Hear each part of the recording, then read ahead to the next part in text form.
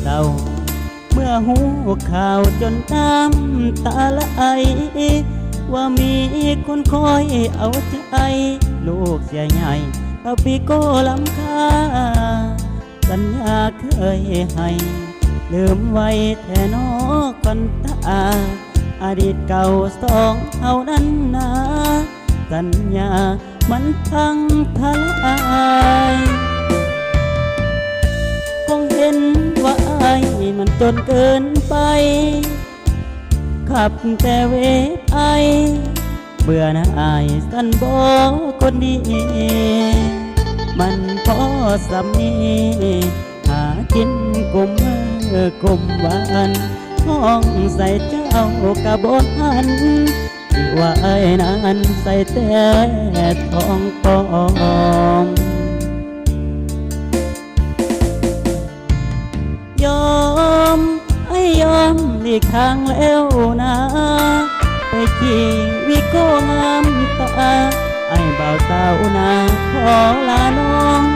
ไปกับแต่รถไทยกับเวฟไอ้กับบุญแล้วเด้คนใจโลเลสังเด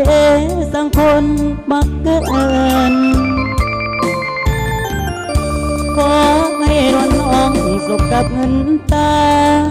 คนจนบ่มีปัญญาหลั่งน้ำตา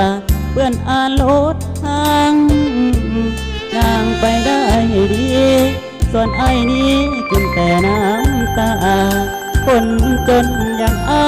นี่นะเอาไว้ชาติหน้าจังมาพบกัน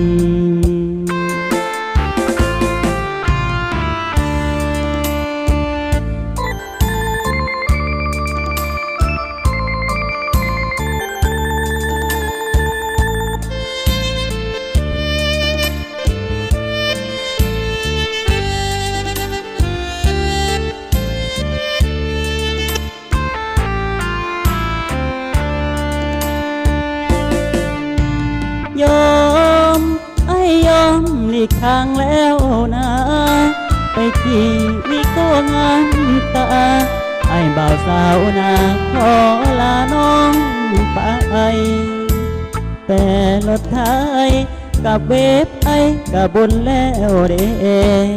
คนใจโลเดสั่งเดสั่งคนมักเงิน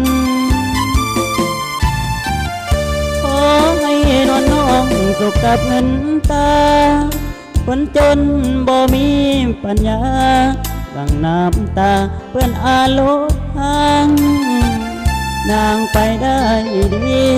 ส่วนไอ้นี้กินแต่น้ำตาคนจนอย่างไอ้นี่นะเอาไว้ชาติหน้าจังมาพบกัน